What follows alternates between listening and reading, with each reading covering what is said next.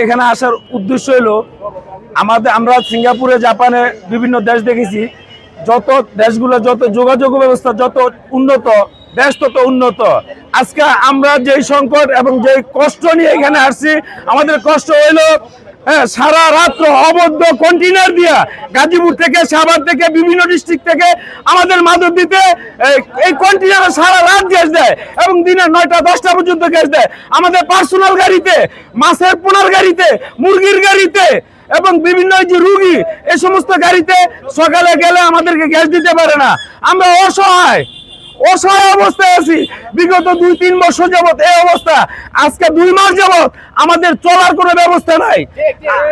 আমাদের কথা হলো অবৈধ অন্যায়কে আমরা কেউ প্রশ্রয় করতে রাজি না। আমরা সংস্কার চাই। আমরা কোনো দলীয় ভাবে কথা বলছি না, আওয়ামী লীগ বিএনপি আমরা এইভাবে বলছি না। আমরা অন্যায়কে প্রশ্রয় দিব না।